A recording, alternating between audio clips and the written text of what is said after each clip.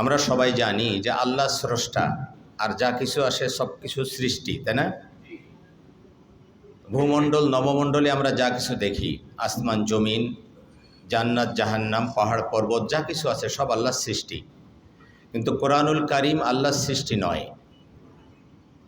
কোরআনুল কারীম আল্লাহর সৃষ্টি নয়, এটা আল্লাহর কালাম, আল্লাহর কথা, আল্লাহর অস্তিত্বের সাথে সম্পৃক্ত, এটা আল্লাহর উজুদের সাথে সম্পৃক্ত, এটা সৃষ্টি নয়।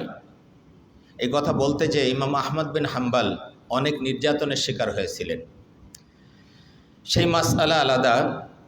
এই জন্য ইমাম শাফি রহমতুল্লাহ আলাইহি বলতেন, তুমি যদি আল্লাহর সাথে কথা বলতে চাও তাহলে তুমি নামাজে দাঁড়িয়ে যাও, সূরা ফাতিহা পড়তেছো তো আল্লাহ তোমার সাথে কথা বলতেছেন, তুমি বলছো আলহামদুলিল্লাহ রাব্বিল আলামিন, সাথে সাথে তোমার রব বলতেছেন হামিদানি আব্দি, আমার বান্দা আমার প্রশংসা করছে। তুমি বলতেছো আর রহমানির রহিম, তো আল্লাহ বলতেছেন আসনা আলাইয়া আব্দি, আমার বান্দা আমার গুণকীর্তন করছে। এই যে মানে কথা হচ্ছে আল্লাহর সাথে আপনার।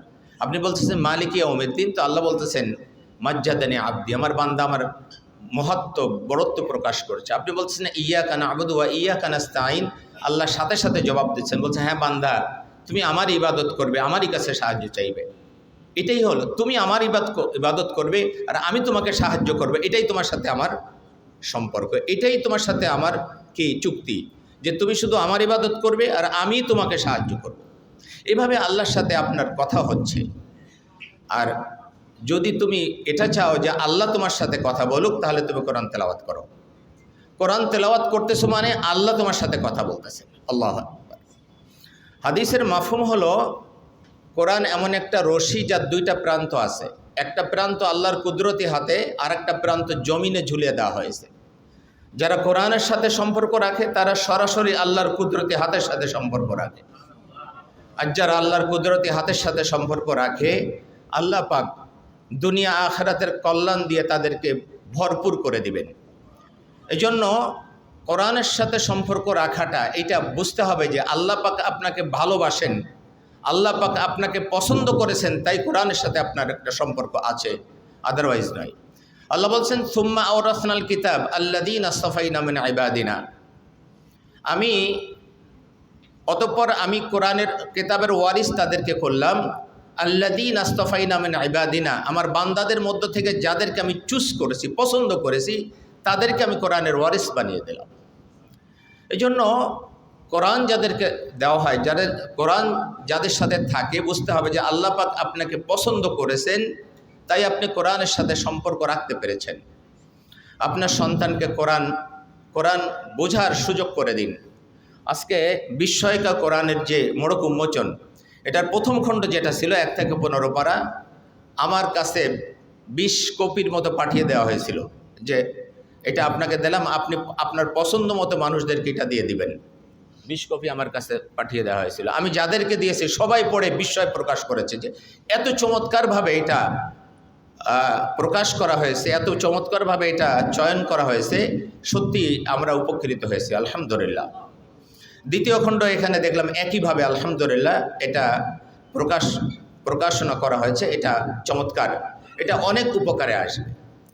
আমরা যে কোরআনুল কারীম কেন পড়ব, কোরআনের সাথে আমাদের সম্পর্ক থাকা কেন দরকার, যারা এখানে আসি তারা এবং আমরা চাই আমাদের সন্তানেরা ভালো মানুষ হোক, তাই না? কোরআন কখন পৃথিবীতে এসেছিল? যখন পৃথিবী একেবারে অন্ধকারে ডুবে গিয়েছিল, পৃথিবীর মানুষ তাদের মনুষ্যত্ব হারিয়ে ফেলেছিল, এভাবে আর পৃথিবী চলতে পারে না। একটা টার্নিং পয়েন্টে দাঁড়িয়েছিল যে পৃথিবীর ধ্বংস অনিবার্য, অথবা তাকে পুনর্জন্মগ্রহণ করতে হবে।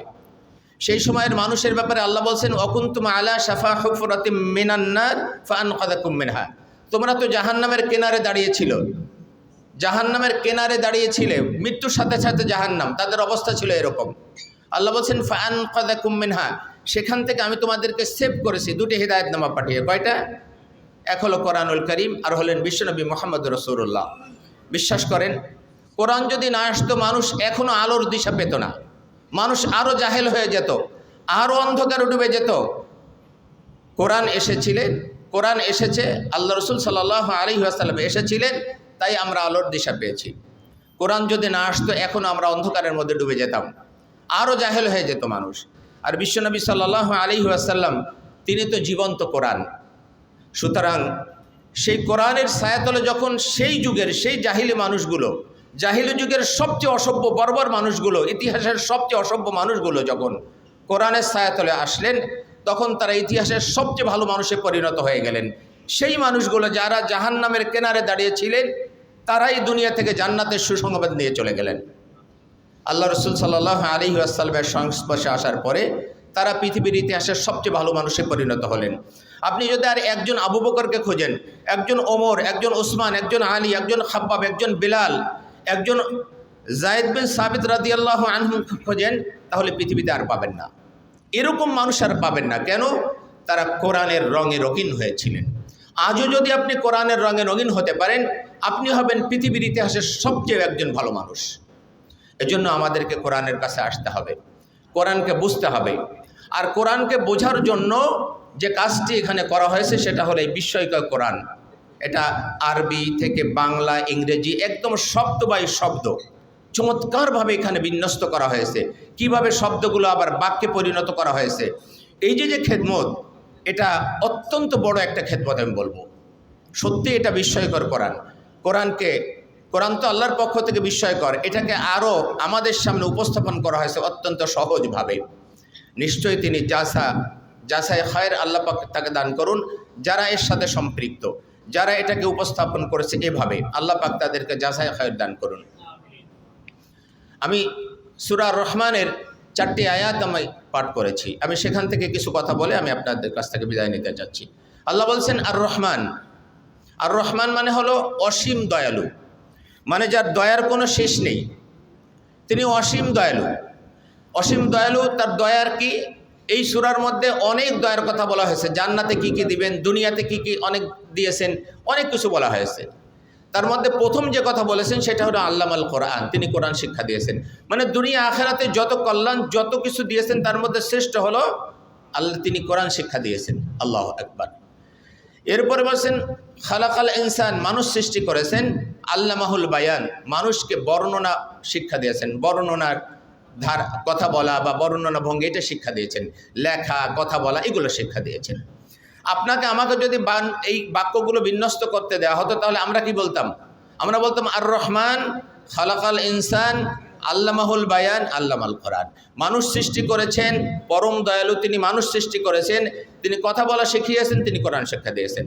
আগে তো মানুষ সৃষ্টি, তারপরে তো শিক্ষা, কি বলেন? কিন্তু আল্লাহ পাক সৃষ্টিরও আগে শিক্ষার কথা বলেছেন। আর রহমান ও আল্লামাল কোরআন খালাকাল ইনসান, মানুষ সৃষ্টির আগে কোরআন শিক্ষার কথা বলেছেন। কেন?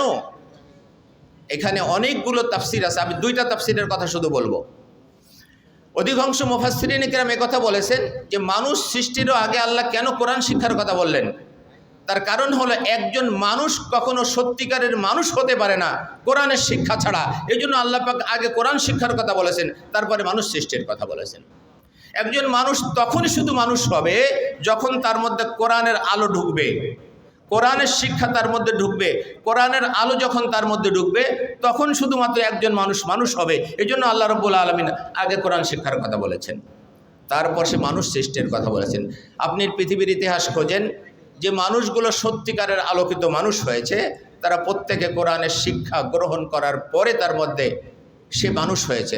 সে ঈমান আনুক বা নাই আনুক, সে ঈমান আনুক বা নাই আনুক, ওই মানুষটা খুঁজে দেখেন যারা পৃথিবীর ইতিহাসে স্মরণীয় হয়ে আছে, তারা প্রত্যেকে কোরআনের আলো তার মধ্যে ঢোকার পরে সে মানুষ হয়েছে। দ্বিতীয় যে বিষয়টি, আমাদের জীবনের মূল লক্ষ্য কি? আল্লাহর সন্তুষ্টি অর্জন। মূল লক্ষ্য কি? নামাজ, রোজা, হজ, যাকাত যাই করি না কেন, তার মূল লক্ষ্য হলো আল্লাহর সন্তুষ্টি অর্জন।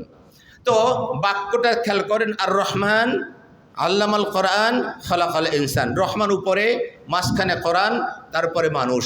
অর্থাৎ মানুষ যদি রহমানের সাথে সম্পর্ক তৈরি করতে চায় তো কোরআনের মাধ্যমেই করতে হবে, এছাড়া দ্বিতীয় কোনো রাস্তা নাই। মানুষ যদি তার রহমানের সাথে সম্পর্ক তৈরি করতে চায়, কিসের মাধ্যমে করতে হবে? কোরআনের মাধ্যমে, এছাড়া দ্বিতীয় কোনো রাস্তা নেই। মুহাম্মদ সাল্লাল্লাহু আলাইহি ওয়াসাল্লাম তিনি তো জীবন্ত কোরআন, এই মাধ্যম ছাড়া কোনো রাস্তা নাই। এই জন্য কোরআনের সাথে সম্পর্ক তৈরি করতে হবে। রমজান আসছে, রমজান এবং কোরআন অঙ্গাঙ্গিভাবে জড়িত। আমাদেরকে রমজানের জন্য আমরা বেশি করে কোরআন তেলাওয়াত করতে পারি, কোরআনকে বুঝতে পারি। শুধু তেলাওয়াত করলে হবে না, কোরআনের 4টি হক রয়েছে। কোরআন তেলাওয়াত করা, কোরআনকে বোঝা, বুঝতে হবে, সে অনুযায়ী জীবনযাপন করতে হবে, আর এই দাওয়াতটা মানুষের কাছে পৌঁছে দিতে হবে। কোরআনের এই 4টি হক রয়েছে, এই 4টি হকের প্রত্যেকটা হক আপনাকে আদায় করতে হবে। ওয়াকাল রাসূল ইয়া রব্বি ইন্না কওমি ইত্তাখাযু হাযাল কোরআন মাহজুরা। কিয়ামতের ময়দানে আল্লাহ রাব্বুল আলামিনের কাছে রাসূল নালিশ করবেন, হে আল্লাহ, আমার এই জাতি কোরআন ছেড়ে দিয়েছিল, আমার এই জাতি কোরআন ছেড়ে দিয়েছিল। তারা কারা? আল্লামা ইবনুল কাইয়্যুম রাহমাহুল্লাহ তিনি বলেছেন, এই 4টি যার মধ্যে না পাওয়া যাবে প্রত্যেকে সেদিন আসামি হয়ে যাবে। এখন যারা কোরআন তেলাওয়াত করে না তাদের ব্যাপারে আল্লাহ রসুল নালিশ করবেন যে আল্লাহ, এরা কোরআন ছেড়ে দিয়েছিল। কোরআন তেলাওয়াত করে কিন্তু কোরআন বোঝে না, তাদের ব্যাপারে আল্লাহ রসুল সাল্লাল্লাহু আলাইহি ওয়াসাল্লাম নালিশ করবেন, আল্লাহ এরা কোরআন ছেড়ে দিয়েছিল, তারাও এর অন্তর্ভুক্ত হয়ে যাবে। কোরআন বুঝে কিন্তু কোরআন অনুযায়ী আমল করে না, তারাও এর অন্তর্ভুক্ত হয়ে যাবে। কোরআন বুঝে কোরআন অনুযায়ী আমল করে কিন্তু মানুষের কাছে দাওয়াত পৌঁছে দেয় না, তারাও এর অন্তর্ভুক্ত হয়ে যাবে। সুতরাং আসুন আমরা কোরআন পড়ি, কোরআন বুঝি, কোরআন অনুযায়ী জীবনযাপন করি এবং মানুষের কাছে দাওয়াতটা পৌঁছে দেই। আল্লাহ পাক আমাদেরকে কবুল করে নিন। আমি জানি না আপনাদের সাথে আর কখনো দেখা হবে কিনা, কারণ জীবন মৃত্যু, আমরা মৃত্যুর খুব কাছাকাছি বসবাস করি, যে কোনো মুহূর্তে আপনি আমি চলে যেতে পারি। আমি কামনা করি দুনিয়াতে যদি আর কখনো দেখা নাও হয়, জান্নাতে ইনশাল্লাহ আবার এইভাবে আমাদের দেখা হবে। আল্লাহ পাক আমাদের সকলকে জান্নাতের জন্য কবুল করে নিন, আমিন। আসসালামু আলাইকুম ওয়া রাহমাতুল্লাহি ওয়া বারাকাতুহু।